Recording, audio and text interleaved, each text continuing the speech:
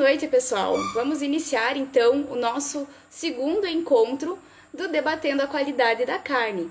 E aqui, então, nós conversamos, sobre como atuar no controle de qualidade de carnes. Então, hoje o tema, da nossa live vai ser sobre perguntas e respostas. E nós conversamos aqui então sobre como atuar no controle de qualidade de carnes. E hoje a nossa live ela vai ser então um pouquinho diferente. Ela vai ser então sobre perguntas e respostas. Então hoje eu abri uma caixinha de perguntas, nos stories aqui do Instagram e eu recebi algumas perguntas e também eu vou estar então respondendo essas perguntas que foram enviadas na caixinha e também perguntas que vocês vão ter a oportunidade então de colocar aqui, e eu estarei respondendo vocês. Então eu vou colocar agora aqui a pergunta. Primeira pergunta então. O que fazer na primeira visita de consultoria em uma casa de carnes? Bom, pessoal, então, quando a gente vai fazer então uma visita técnica, digamos então que você já fechou a consultoria e você vai iniciar esse trabalho, Eu acho que foi essa a pergunta então, pelo que eu entendi. Nesse caso, eu aconselho que seja feito da seguinte maneira.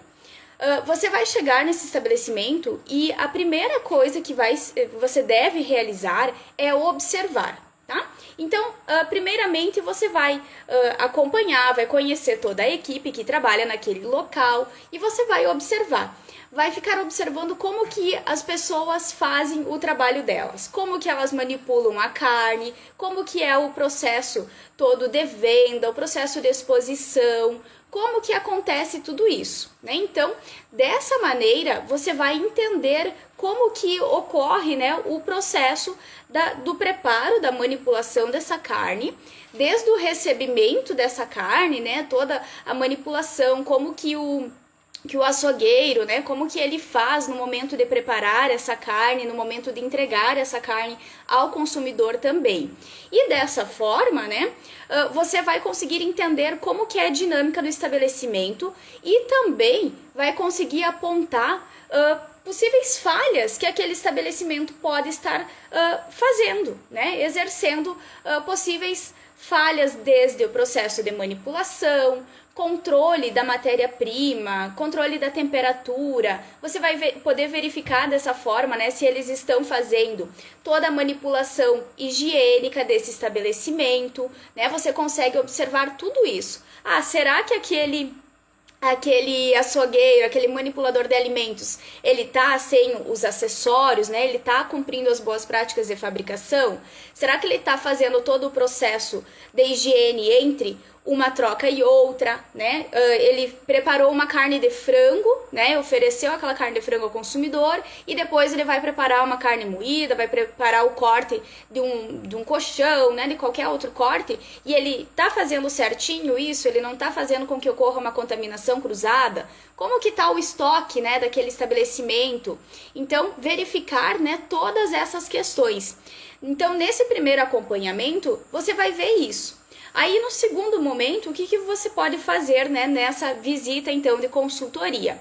Nesse segundo momento, então, você vai poder apontar, falar, então, para o dono do estabelecimento, conversar com os próprios colaboradores, o que está sendo feito da maneira correta, o que precisa ser melhorado. Dessa forma, é possível, fazer com que você consiga, então, otimizar esses processos, Você vai trabalhar de uma maneira com que você vai conseguir ter um diagnóstico daquele estabelecimento e você vai conseguir, então, exercer um resultado, fornecer um resultado satisfatório para esse estabelecimento. Então aqui, pessoal, depois de fazer todo esse diagnóstico, você vai conseguir trabalhar de forma eficiente nos problemas, exatamente nos problemas que aquela empresa tem, no caso que aquela casa de carnes então apresenta. Isso serve tanto para o açougue, tanto para o frigorífico, e você vai conseguir otimizar os processos. Então, depois disso, eu aconselho sempre, os meus alunos, enfim, a fazerem a implantação de um checklist. né? Teve essa observação visual e depois você pode aplicar um checklist.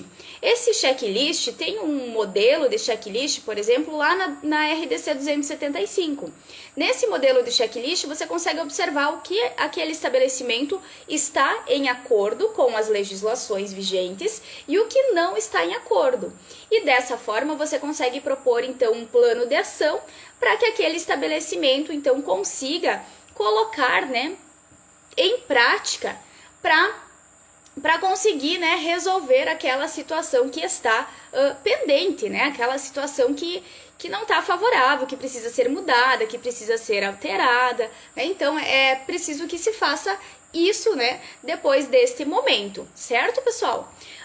Dessa forma também, né, fazendo essa visita, nesta primeira visitação do estabelecimento, vai ser importante também, né, que você consegue ver qual é a realidade desse estabelecimento. Então, digamos que você precisa fazer um manual de boas práticas, que você vai desenvolver um POP nesse estabelecimento, então você vai precisar conhecer a realidade desse estabelecimento. Ou seja, né, você vai precisar conhecer como que aquele estabelecimento faz cada etapa para que você consiga, então, descrever no seu documento, né, no documento do estabelecimento. Então, é muito importante essa primeira visita, né, da consultoria e, como recomendação, então, eu recomendo que seja feita essa verificação, né, em loco, no local, com a aplicação de checklist para conseguir fazer essas melhorias. Próxima pergunta. Aqui. Existe legislação com modelo de como fazer os documentos? Tipo a fonte, a letra? Bom, pessoal, com relação a isso, né, nós não temos uma legislação em vigência, né, que estabeleça como que esses documentos devem ser. Então, não existe essa legislação, tá? O que acontece é que cada consultor, cada profissional, né, que atua nessa área, acaba criando o seu modelo, né, o seu modelo de documentação. O que é importante aqui, como não temos nada padronizado, né, é importante que seja utilizada uma formatação, né, então que nem quando se faz, né, quem já passou pelo processo de fazer um TCC, de escrever um artigo científico, né, a gente tem alguns cuidados que precisam ser feitos, né, relacionados a essa formatação. Então, nesse documento, para que ele fique bem apresentável, para que seja fácil o entendimento, a visualização, é necessário, né, que a gente faça essa padronização da formatação. Ou seja, né, você vai utilizar, então, a mesma fonte de letra, você vai utilizar o mesmo tamanho de letra, você pode variar, né, botando no título um tamanho maior, colocando no texto, então, um tamanho um pouco menor, para não ficar também aquele texto gigante. Então, geralmente se usa fontes do tipo A-Times, né, Arial, né, que são formatos, né, de letras mais padrões e que são utilizados bastante nessas documentações. E o tamanho da letra também, tipo tamanho fonte 12, fonte 14 para os títulos. Um espaçamento entre os textos também é bem bacana de se utilizar esse espaçamento, né? Então ter esse cuidado para que fique o documento padronizado, formatado, né? Com um aspecto visual bem bacana, de fácil entendimento, né, que sejam todas as imagens, as figuras, tabelas, anexos, que sejam todos colocados, então, da mesma forma, tá? Não fazer aquela salada de fruta, né? Então, uma hora coloca de um jeito, depois já tá de outra maneira. Então, ter esse cuidado, ele é bem interessante, né, para que você consiga apresentar um documento que seja realmente aceito, né, pela fiscalização, que a fiscalização, na hora que ela for olhar aquele documento, né, ela vai olhar e vai dizer, olha, que bacana, esse documento foi bem elaborado, né? Esse documento tá ok, tá tudo bem certinho. Então, é importante que a gente siga essas questões, essas padronizações. Mas não temos legislação, né? Isso acontece bastante, as pessoas acabam ficando até meio perdidas, né? De, meu Deus, como que eu vou fazer esse documento se eu não tenho nenhuma legislação? Não tenho um modelo para me seguir, né? Mas realmente não temos. Até alguns estados, eles disponibilizam alguns modelos, né? Tem alguns... Até teve uma moça que veio falar comigo semana passada, se não me engano. E ela colocava que ela sentia muita dificuldade por não ter um modelo, e a fiscalização toda vez ia lá e dizia, não tá certo, tem que mudar, né? E ela acabou seguindo um modelo, então, lá do Piauí, do estado do Piauí, que tinha, né, um modelo padronizado para esses documentos. Então, alguns estados, a própria fiscalização, ela já vai fornecer esse documento padrão, né, um modelo padrão do que deve conter. Mas não existe, né, legislação que rege, então, como que os documentos devem ser, certo? Vamos para a próxima pergunta, então. Próxima pergunta. Quais treinamentos realizar com a equipe de monitores do controle de qualidade e qual a periodicidade? Treinamento de equipes, né? Um ótimo assunto, treinamento de equipe. Qual equipe que não precisa passar por um treinamento, né? Nenhuma, todas vão precisar serem devidamente treinadas, né?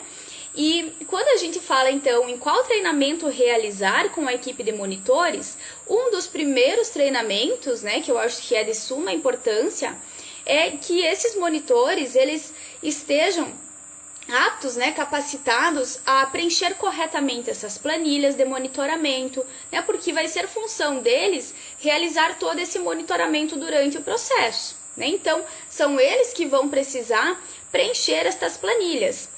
E nesse caso, né, um dos primeiros treinamentos, então, vai ser o líder, né, o gerente do controle de qualidade, o responsável, enfim, ele vai ter que treinar toda a sua equipe e dizer exatamente qual é o propósito daquela planilha, o porquê ele precisa preencher cada detalhe, qual é a importância dele preencher, né, essas informações, como ele deve preencher.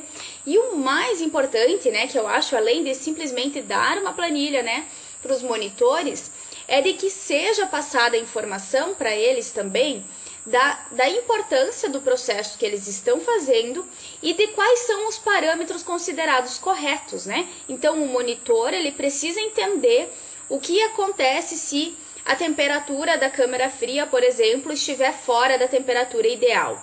Ele precisa ter essa ciência, né, de que algo possa acontecer se aquela temperatura não estiver naquela faixa considerada ideal.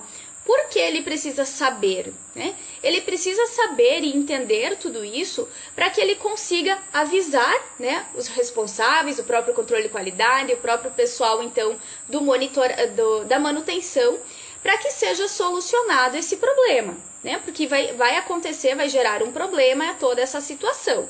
Então, será preciso resolver isso. Agora, se o monitor ele não sabe a importância daquele registro de temperatura, né, o que vai acontecer? Ele vai anotar lá, vai registrar e vai ser demorado para visualizar aquilo, né? Não vai ser algo imediato que vai ser visto logo. E isso pode gerar uma série de problemas, então. Então, é muito importante que toda a equipe, tá? Não só os monitores, todos estejam alinhados ao processo, que todos entendam, né, a importância da sua função, né, e o que pode resultar se sair de algum limite, né, considerado ideal, certo? Então, isso é um dos treinamentos, tá? Outro treinamento que é importante também é relacionado às boas práticas de fabricação, que todos os profissionais envolvidos com a manipulação de alimentos, eles vão precisar ter esse treinamento. E a periodicidade também desse treinamento, ela vai ser de acordo com a necessidade. Então, geralmente nas indústrias, esses treinamentos, eles são constantes, né? Então, você precisa estar sempre treinando, né, todos os colaboradores, todo problema que ter, às vezes, uma não conformidade, você tem que ir lá e fazer o treinamento novamente, né? Nós vamos ter também, dentro da indústria, no geral, alguns treinamentos específicos, né? Por exemplo, eu tenho lá o colaborador que trabalha com a insensibilização. Ele precisa receber um treinamento específico de como operar o equipamento da insensibilização. Então, os treinamentos, eles vão variar, né, de setor para setor. Então, nós precisamos sempre ter todo esse cuidado. O Deilson, ele quer saber, então, o que significa o pH da carne. Ótima pergunta, Deilson. O que será que é esse tal de pH? Potencial hidrogiônico. Ou seja, né, ele vai ser este pH, nós vamos ter uma escala, então, de 0 a 14, tá? Onde nós temos, então, os níveis considerados pH neutro, ácido e base. Então, todos os alimentos, né, a própria água, tudo isso vai ter um pH, né, que é essa quantidade, então, de íons, né, de moléculas de hidrogênio que tem presentes nesse alimento. Então, nós vamos ter aqueles alimentos ácidos, os básicos, né, e os neutros. E o pH da carne, ele é de extrema importância. Por quê, né?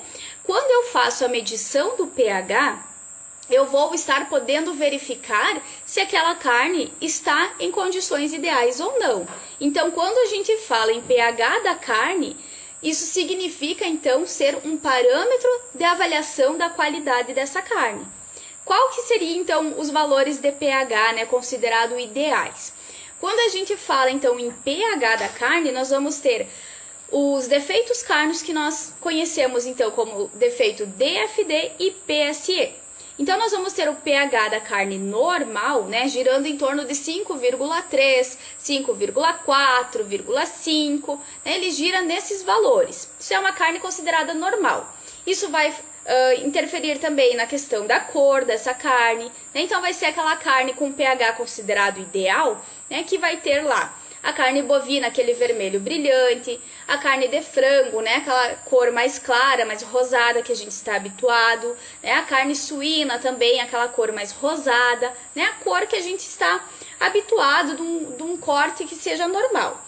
Agora, se essa carne, né, apresentar um defeito chamado DFD, por exemplo, que significa que essa carne vai ter um pH muito alto e essa carne também ela vai ter uma coloração escura, né? O D é de dark, então essa carne vai ter uma coloração muito escura.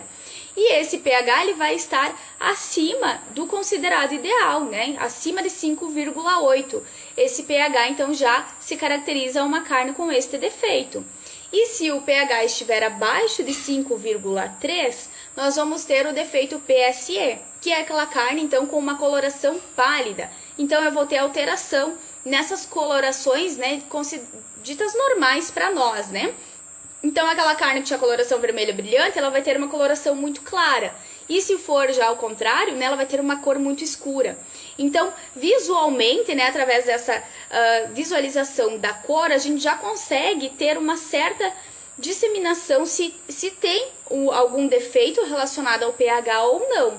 Claro que às vezes podem ter outros fatores que vão interferir na cor também, né, que não tira então a necessidade, né, de fazer a análise do pH, mas pH da carne então é um indicador de qualidade, né, que vai me dizer então se eu vou ter possíveis defeitos.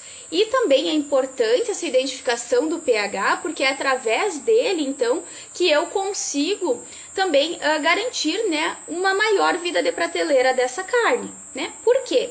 Se eu ter alteração desses defeitos, principalmente o defeito DFD, né, que essa carne vai ter o pH muito alto, eu vou ter uma carne que ela vai ser mais suscetível ao desenvolvimento de micro-organismos, né? Então essa carne ela vai ter a vida de prateleira dela comprometida, certo? Vamos então para a nossa próxima pergunta. O motorista dos caminhões deve ter treinamento de bem-estar? E aí, o que vocês acham? Será que deve ter treinamento? Deve, né? Com certeza, o motorista ele deve ter o treinamento, sim, né, relacionado ao bem-estar animal, as formas de manejo desse animal, né, relacionado também à forma de transporte desses animais, como que vai acontecer esse transporte, como que devem ser as condições desse caminhão, cuidados, né, relacionados ao horário desse transporte. Cuidados também relacionados à temperatura, né? Por que cuidar o horário, né? É importante cuidar o horário justamente para que esses animais não sejam transportados, por exemplo, em um horário que seja muito quente, né? Digamos lá que vai transportar meio-dia, 1h da tarde, agora no verão, né? Aqui na minha região, na minha cidade, tá quase 40 graus, né? Como que vai transportar os animais uma temperatura assim? A gente vai ter um estresse térmico muito grande nesses animais. Então, por isso que é importante que esse motorista, ele também saiba tudo isso, né? Que ele seja treinado, capacitado, para que ele se organize, né, dentro de toda a logística ali da fazenda, toda a logística do frigorífico, que tenha essa organização, para que ele se organize relacionado ao tempo de viagem, né, se vai precisar fornecer água a esses animais, então precisa ter todo esse cuidado, como que vai ser feita a condução dos animais até o caminhão, né? Como que vai ser também a questão do desembarque desses animais. Então é muito importante que os motoristas eles também recebam esse treinamento. E relacionado a esse assunto, é importante nós falarmos aqui, né, que nós temos a nova legislação, né, a Portaria 365. Ela entrou em vigor no ano passado e ela exige, então, que sim, que todos os responsáveis por todas as práticas, né, envolvidas ao bem-estar animal e ao abate humanitário, eles sejam pessoas treinadas, né? Então, os estabelecimentos eles têm um tempo para se adequarem e sim, o motorista vai ter, quem não recebia treinamento, vai ter que passar, né, a receber esse treinamento. E também vai ter uma pessoa especialista, né, uma pessoa própria para exercer esse monitoramento do bem-estar animal, onde essa pessoa então vai ser a responsável por fiscalizar se o motorista está cumprindo com suas funções, né, suas obrigações, se está tendo todo o cuidado, quantas horas esses animais estão passando, né, por esse processo de transporte. Então vai precisar ter todo esse cuidado também aqui nessa parte do transporte desses animais, né? Que é uma etapa muito importante para garantia, para manutenção da qualidade dessa carne, né? A gente sabe que a etapa do transporte, ela é uma das etapas que fornece um maior estresse para os animais, então é a etapa que pode ser decisiva, né? Para que a gente tenha uma carne com qualidade. Caso contrário, né, caso a gente tenha problemas nesse transporte, pode vir a ocasionar os problemas que a gente estava falando antes ali relacionados ao pH, né, que vai ser aquelas carnes com defeitos, decoloração, né, alterações desse pH, e o consumidor ele vai rejeitar essa carne lá no final. E isso tudo também, né, pessoal, ele vai implicar em perdas, né? Perdas econômicas, perdas lá para o dono do frigorífico, dependendo de como que é a forma, pode implicar em perdas também lá para o produtor, né? Então, no final das contas, o bem-estar animal, além de atender toda essa questão, né, do zelo aos animais e todo esse cuidado com os animais, ele também está diretamente ligado nessa questão de ter carnes com qualidade e também na lucratividade, né? O bem-estar animal está assim associado a lucro, né? Porque se eu perder qualquer parte do animal, né, qualquer corte de carne por um problema no transporte, de uma lesão que esse animal possa vir a sofrer, as perdas vão ser muito grandes. Autor do PAC. PAC é então um programa de autocontrole, né? Ele deve implantar ou outra pessoa, né? Deve ser aqui. O autor do PAC, então, ele não necessariamente ele precisa implantar, né? Para quem talvez aqui não conheça o que é PAC, né? O PAC é um programa de autocontrole. Então, ele é um documento que ele precisa ser elaborado, né? Descrito, monitorado, verificado. E ele precisa também ser implantado, né, ser implementado na empresa. E esse PAC, então, ele vai servir para os frigoríficos e todos os outros estabelecimentos, né, que têm, então, produtos, né, de origem animal. Então, vai ser necessário também num laticínio, numa empresa de mel, de ovos, né, então também vai ter a necessidade de se ter esse PAC. Quando se fala em açougues e casas de carnes, nós já temos outros documentos, certo? Então, esse PAC, né, além de você descrever todo o processo, você precisa também implementar. Mas não necessariamente, então, que precisa ser a pessoa que elaborou o documento que vai implementar, certo? Pode acontecer as seguintes situações. Digamos que eu trabalho como consultora, né, eu vou lá, presto o serviço de elaboração do PAC para um frigorífico, tá? Mas eu só vou elaborar. Quem vai fazer o processo de implantação vai ser a própria empresa, né? Os próprios funcionários, o pessoal do controle de qualidade, né? Porque a implementação é você adequar situações, né? Você colocar o que está escrito em prática. Onde, na verdade, tudo já deve estar funcionando, né? Então, você precisa garantir, né? Essa implementação, ela está muito voltada também a você garantir que as etapas, que os processos vão todos acontecer da maneira que devem acontecer, né? Porque ali você vai ter descrito já ações corretivas, né? As não conformidades, quando que deve ser feita a análise da água, como que deve ser feito o monitoramento de temperatura, né? Então a gente vai ter várias ações, né, que vão precisar ser verificadas e nesse PAC então vai estar descrito tudo isso. Por que a cor da carne é tão importante? Né? Por que será? Essa cor da carne ela vai ser de extrema importância porque ela é a primeira percepção visual que o consumidor tem no momento da compra, né? Vocês já pararam para pensar, né? Todo consumidor, né? Nós como consumidores, nós somos muito visuais, né? Então, a gente vai lá no mercado, a gente quer olhar, a gente quer ver, a gente tá lá no açougue, na casa de carne, você quer enxergar aquele produto, né? Se você pudesse, você ia tocar na carne e ver se ela tava de acordo com o que você quer, né? Porque a gente tem muito isso, né, em nós, de tocar, né, o ver com as mãos, né? Parece que só olhar ali também não é suficiente, você quer pegar, né, quer sentir aquilo. Então, a cor da carne é o que o consumidor vê, né? Ele vai olhar ali se aquela carne tá com a coloração adequada, né? Porque todos nós, mesmo sem saber questões científicas, né? O estudo por que a cor da carne é vermelha, porque ela é mais clara, a gente sabe, né, que a cor da carne bovina é uma cor considerada ideal, é aquele vermelho mais brilhante. A gente sabe que essa é uma cor de uma carne, então, que está ok, né? Mas, se a gente for lá, então, e comprar, olhar, né, e ter uma carne que está extremamente escura, a gente tende a rejeitar aquele produto. Peraí, ele não tá como eu costumo comprar, né? Eu não vou levar isso para minha casa. Então a gente tem essa percepção. Por isso que a cor da carne ela é de extrema importância.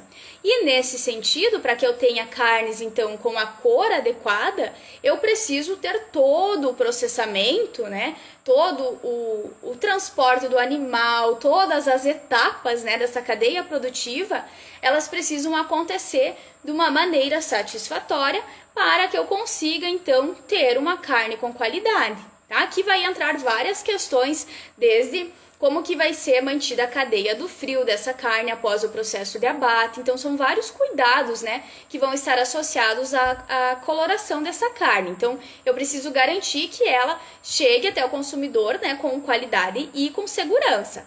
Então, esse é um dos principais motivos, né, da carne ser tão importante assim no momento, né, de compra, né, que o consumidor vai verificar, então, a cor da carne, certo?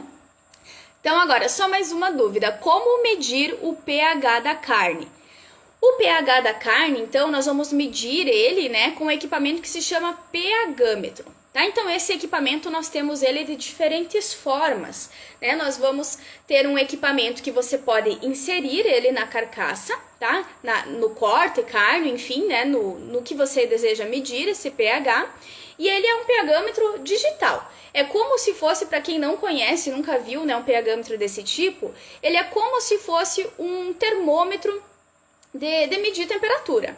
Tá? Você vai inserir ele na carcaça e ele vai fazer a leitura do pH. Né? Então, a gente tem esses termômetros digitais, né? Então, eles são de fácil manuseio, você faz uma calibração dele antes e depois você faz, então, insere ele no pedaço de carne e ele vai te dar o valor do pH. E nós temos também o que nós chamamos de pHmetro de bancada. Esse ele é muito utilizado nos laboratórios, né? E a desvantagem dele é que você precisa preparar uma solução, né? Porque ele tem um eletrodo que você não consegue inserir na carne. Então você vai ter que preparar uma solução, né? Então daí tem lá os passos certos, né, de quanto colocar de água, de quanto colocar de carne. Você prepara essa solução e você insere esse eletrodo também nessa solução e ele vai fazer a leitura então do valor do pH daquela carne, né? Então a gente tem essas duas formas de medição. Tem também as fitas colorimétricas, né, que fazem a medição. Mas no caso daí do pH da carne, também não é usual usar essas fitas, né? Ela é mais utilizada em outros alimentos, na própria água, né, em líquidos. E se fosse utilizar ela para carnes, também teria que fazer, então, a diluição, né, para conseguir fazer essa verificação. E ele não é uma leitura tão precisa porque você precisa achar um valor, né, considerado ali entre as colorações, qual seria o valor ideal. Então, o mais bacana é se utilizar esse eletrodo, o pHmetro, então, de penetração. E por ser digital também, ele tem uma confiança maior no resultado. Os colaboradores da linha de abate, evisceração, manipulação da carne devem usar... Cadê o resto aqui? Devem usar luvas. E aí? Esse é um assunto até considerado um pouco polêmico, né? Usar ou não usar luvas, né? Essa questão das luvas não é obrigatório, então, se fazer o uso de luvas durante a manipulação. Por quê? Pode acontecer, né, de se ter uma contaminação física, né? Digamos que o manipulador ele tá lá na desossa, preparando ali a carne na casa de carne, no açougue para moer lá no frigorífico, e ele corta essa luva, tá? Porque isso pode acontecer. Ele cortar essa luva e ele nem perceber na hora, né? Imagina aí se ele tá fazendo lá uma carne moída e quando vê ele percebe que tá faltando um pedaço da luva e ele não acha mais aquele pedaço, né? A chance desse pedaço de luva estar dentro lá da massa carne, ela vai ser bem grande. Então, geralmente, tá? Nessas etapas, então, de manipulação da carne, não se recomenda fazer o uso das luvas. As luvas essas, então, né, é vinílico, né, que se chama, e tem um outro material também. Justamente por essa questão, que pode ocorrer uma contaminação física. E também, o que acontece muito é que quando o colaborador usa a luva, muitas vezes passa pela cabeça dele que ele não precisa higienizar as mãos. Então, o que acontece? Eu já vi muito acontecer isso, né? Quando a gente trabalha com os treinamentos, né? As pessoas vêm relatar o que elas fazem. E acontece muito da pessoa, ela chega no local, ela bota a luva e ela fica com a mesma luva o dia todo. Então, se tem um uniforme, né, algum jaleco que tem um bolso, aquela luva vai pro bolso, ele faz as outras coisas, ele vai lá, pega a mesma luva e segue fazendo o processo de manipulação. Então, isso vai gerar uma contaminação muito grande, né? Porque as pessoas têm a tendência de achar que com a luva elas estão imunes, né? Aquela luva ela vai estar, sei lá, protegendo desde o alimento, protegendo tudo. Isso a gente viu muito na questão da pandemia também, né? No início se falava em usar luvas e tudo mais, mas se não usar corretamente, pessoal, é pior do que não usar, tá?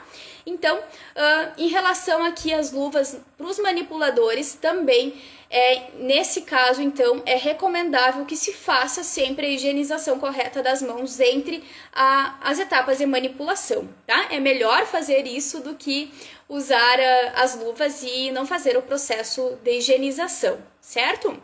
E aqui uma das luvas que é muito utilizada nesses processos, né, principalmente de manipulação durante a desossa, é a luva de malha de aço. Né? Essa luva ela é imprescindível para que esse colaborador também ele esteja protegido, né, porque dessa forma então ele não está correndo menos risco, né, relacionado a se cortar, né, pelo uso então das facas. E aqui também na questão da linha do abate, na evisceração, a luva ela só acaba atrapalhando, né, a execução dessas atividades dos operadores. Aqui, relacionado ao PAC de manutenção, obrigação de preenchimento de planilhas da manutenção ou do controle de qualidade?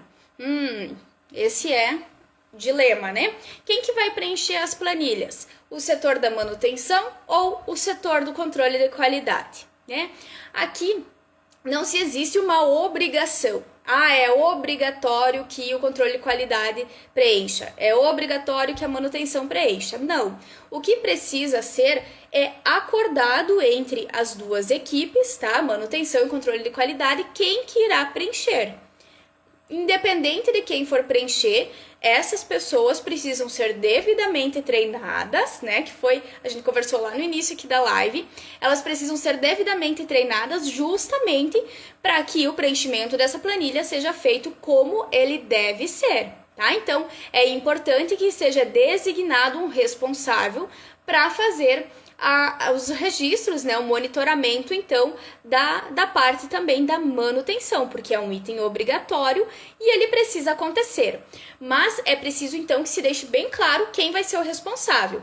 Caso não tenha esse responsável, o que vai acontecer? O controle de qualidade vai dizer, não, mas eu achei que o pessoal da manutenção ia preencher. Não, a manutenção, né, vai tirar o dele e vai dizer, não, mas é o pessoal do controle de qualidade. Então, precisa ter um acordo e ver, né, qual seria a melhor forma, então, de executar essa questão. Então, isso vai variar muito de cada estabelecimento e precisa chegar, então, nesse acordo para que seja feito o preenchimento dessas planilhas, certo? Qual a diferença entre POP e PAC? Qual que a diferença será? Então, na área de alimentos, né, a gente tem muitas siglas, né, e essas siglas, muitas vezes as pessoas até se confundem, né, porque elas são parecidas e as pessoas ficam um pouco perdidas sem saber o que significa, né, para que se usa. Então, tanto POP quanto PAC, né, estes dois são documentos da qualidade, né, e são documentos de extrema importância. Tanto, né, que eles são obrigatórios por lei, então que se tenha, né, esses documentos. Então, vamos lá. O que seria o POP, né? Essa sigla, ela vem, então, do procedimento operacional padronizado. Esse POP, então, ele vai precisar ser executado lá nas casas de carnes, nos açougues, né? São essas empresas que precisam ter obrigatoriamente, né, desenvolvidos esses POPs. Então, nós temos diferentes POPs que são obrigatórios, tá? Vai ter o POP lá do monitoramento de temperatura, vai ter da higiene dos colaboradores, vai ter também o relacionado às instalações. Então, nós temos esses POPs que são obrigatórios e eles vão estar descritos, então, em duas legislações. Nós temos a legislação A216 da Anvisa e a 275. Então, quando a gente fala em POP e PAC, nós temos essas principais diferenças. O POP vai ser, então, para quando se tem a fiscalização pela Anvisa, tá? Então, por isso que casas de carnes, por isso que os açougues, os mercados, padarias, todos eles vão precisar ter o POP, né? E o PAC, ele vai ser de responsabilidade do MAPA, né? Então, quando tem as fiscalizações a nível, né, do Ministério da Agricultura, Pecuária e Abastecimento. Então, por isso que nós temos essa diferença. E nós vamos ter legislações diferentes também. E em relação ao PAC, né, que então todo frigorífico precisa ter um PAC, nós vamos ter vários PACs que são obrigatórios. Então, é em torno de quase 18 PACs que são obrigatórios que o estabelecimento tenha. E o POP, então, ele já é um pouco mais flexível, né? Nós não temos tantos POPs sendo obrigatórios. E relacionado ao POP, né, eu gosto de dizer sempre para ser de fácil entendimento, é que o POP, ele é que nem uma receita de bolo, né? É uma receitinha de bolo. Você vai ter lá o processo, né? Então, você vai ter lá monitoramento de temperatura, né? Você vai descrever exatamente como que é feito, o que se utiliza para fazer, como que é feito, quem que faz, quando se faz. Então, para todos esses documentos, nós sempre vamos ter, precisar responder essas perguntas, né? Perguntinhas básicas, o que, como, quem, quando, né? Que são perguntas importantes para que você tenha descrito exatamente como aquela atividade ela é executada. E o bacana desses documentos, né, é que, digamos que a pessoa que é responsável por fazer o monitoramento de temperatura, né? Essa pessoa ela não está disponível num determinado dia, ela não conseguiu ir até a empresa trabalhar, né? Sei lá, teve Covid, entrou em quarentena e ela não pôde ir até a empresa. E agora, meu Deus, era só a fulana que fazia o monitoramento de temperatura. E agora a empresa vai parar porque a fulana não pôde ir? Não, né? Por isso que é importante ter o POP, né? Quando eu tenho POP, quando eu tenho PAC, eu consigo verificar, né, exatamente como que aquele processo deve acontecer, né? Então, pode ir lá qualquer pessoa que trabalha, né, que esteja a par do processo e ela vai olhar lá como que faz a medição de temperatura. o que ela precisa verificar. Então, essa é uma das grandes importâncias, né, desses documentos. E o PAC é a mesma coisa, né? O PAC, ele é um pouquinho, podemos dizer assim, uma receita de bolo um pouco mais completa, tá? Ele vai ter mais informações, né, do que o POP. Então, ele acaba sendo um documento um pouco mais completo, com mais informações, tá? Do que o POP. E ambos vão ser utilizados, então, pelo controle de qualidade e ambos vão ter, então, planilhas de monitoramento das etapas, né, com registros e vão ser, então, documentos que são utilizados no dia a dia do estabelecimento, tá? Não é aquele documento que vai ficar guardado na gaveta, tá? Ele precisa sempre estar sendo otimizado, né, sendo utilizado pela empresa. Sobre o RT, que não faz nenhum tipo de manipulação, só faz a vistoria e anota e orienta. Pode ter esmalte na unha? Em caso de não, é possível usar luvas? Essa aqui é uma questão bem importante. Toda pessoa, tá, gente? Toda pessoa que for entrar numa linha de produção de alimentos, tá? Que vai entrar na planta do frigorífico, que vai entrar no açougue, na casa de carnes, não importa quem seja, tá? Se vai ser o dono da empresa, se vai ser o RT, se é o dono da casa de carne, quando entrou na empresa, né, precisa seguir as boas práticas de fabricação. E o RT mais ainda, né? Porque ele precisa ser um exemplo. Ele é o exemplo, né? As pessoas vão se guiar muito no que o RT faz. Então, se o RT, né, se o responsável técnico ele vai entrar lá com o esmalte, eu também vou ir então, porque o RT foi com esmalte, eu também posso. E não, a gente precisa sim seguir as boas práticas de fabricação. Então, é unha curta, sem esmalte, sem perfume, sem batom, sem brinco, sem maquiagem. Então, realmente, né, literalmente a gente tem que se desmontar para entrar na indústria, tá? Então, não pode nem fazer o uso das luvas, tem que ter a unha toda curtinha, que faz parte, então, dos processos, né, higiênicos que todo o manipulador, todo o colaborador da empresa precisa ter. E aqui é bem importante que quando, por exemplo, o dono da empresa ele quer visitar, ele vai ter que seguir também essas regras, tá? Que às vezes acontece muito, porque é o dono da empresa acha que pode entrar do jeito que vem da rua. E na verdade não, né? Porque isso pode gerar uma fonte de contaminação, né? Lá, principalmente quando a gente tá falando em carnes, né, pessoal? Então precisa sim ter este cuidado quando se trata de alimentos, né? E a carne é um alimento que ela está suscetível, né, a essas contaminações e nós precisamos evitar qualquer tipo de contaminação para que a gente consiga garantir, né, uma durabilidade maior dela, né, ou o tempo, né, adequado de durabilidade dessa carne e a gente consiga manter a qualidade dela e essa segurança que ela precisa ter. Então é bem importante seguir, né, as boas práticas de fabricação, né? Eu digo sempre que as boas práticas de fabricação, elas são o coração de qualquer empresa, tá? Todos os colaboradores precisam receber o treinamento de BPF, né? E rotineiramente, né, de tempos em tempos, precisamos aprimorar, precisamos rever esses treinamentos, né, porque se a gente for ver, né, os treinamentos de boas práticas de fabricação, eles são praticamente sempre os mesmos, né, não se muda os tipos de contaminantes, o que é um micro-organismo, qual é o contaminante físico, isso é sempre igual, mas o que acontece é que as pessoas, elas esquecem. A gente esquece das coisas básicas, né?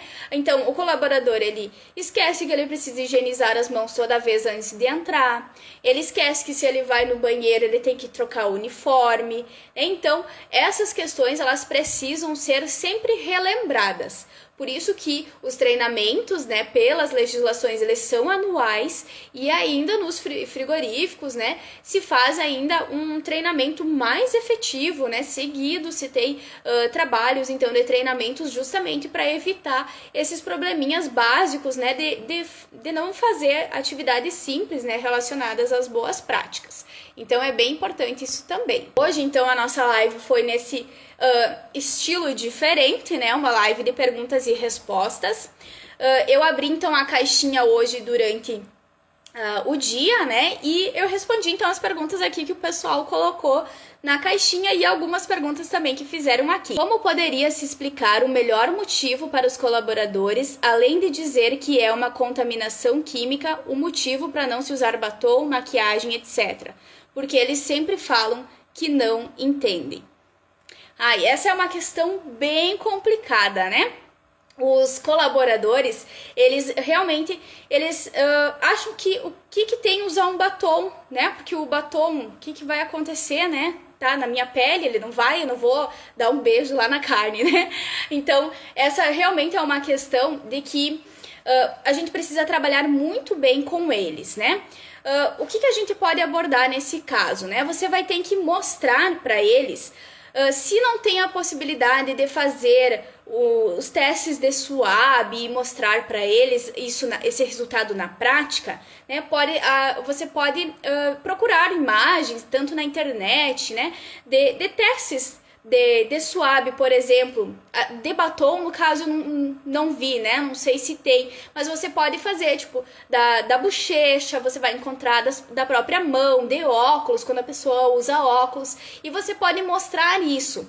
Porque quando a gente consegue mostrar algo visual, mostrar um vídeo, mostrar alguma imagem, você consegue impactar essa visão do colaborador, né? Então você vai mostrar lá o desenvolvimento de micro-organismos que se tem, né? A contaminação que tem nas coisas, né? Então, isso vai fazer com que eles entendam essa importância, né, de exercer esses cuidados básicos, né, de não usar uma maquiagem, né, de não usar o perfume, porque tudo isso pode gerar essa contaminação, né? No caso, o batom, o perfume, tudo isso seria uma contaminação química, né? Não é o caso de micro-organismos, mas é uma forma que você consegue mostrar para eles a importância, que daí você pode associar, né, de que tudo que a gente não higieniza corretamente, a não higienização das mãos, né, que tudo isso vai ser uma fonte de contaminação.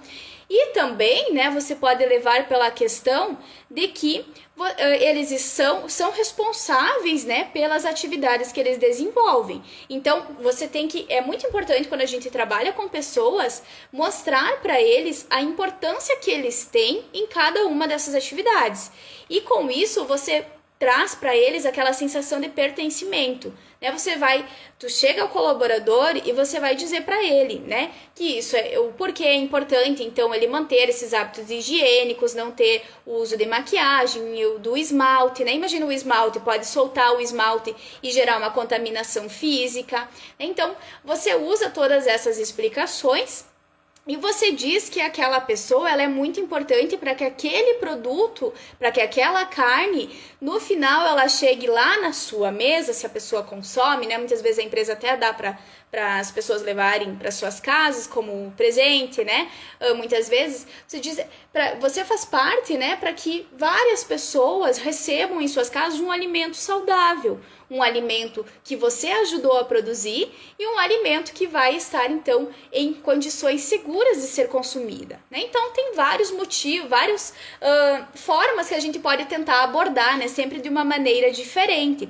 É importante também, talvez, em algum momento, colocar situações de que isso pode gerar contaminações e que essas contaminações, principalmente quando a gente tem da grandeza de micro-organismos, né? Essas contaminações, elas podem ser, inclusive, letais, né? Já teve vários casos de pessoas que morreram por consumir alimentos que estavam contaminados. Então, trazer todas essas questões vai fazer com que as pessoas se conscientizem da importância de exercer as boas práticas de fabricação e elas vão pensar, eu quero fazer certo.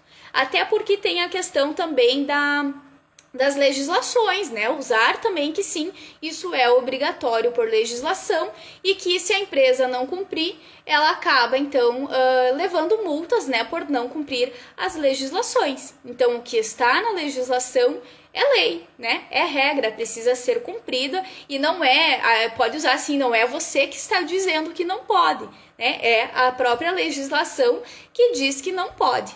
Então, esses treinamentos tem que se ter bem o cuidado de como que vai abordar, né, para que a gente consiga chegar de uma maneira bacana na pessoa, né? Falando com jeito com essas pessoas, entendendo a razão, os motivos delas para várias coisas, né? E tentar sempre da melhor maneira possível fazer, então, com que eles entendam e que eles, então, comecem a cumprir, né? Essas boas práticas de fabricação. Joia, pessoal? Luana botou... obrigada, imagina, Luana, eu que agradeço a presença de vocês aqui hoje, é muito bom sempre trocar essas ideias com vocês, né, tanto vocês aprendem como eu também, né, a gente sempre aprende quando a gente faz essa troca de conhecimentos, né, então isso é muito importante para todos nós, porque só faz com que a gente cresça cada vez mais.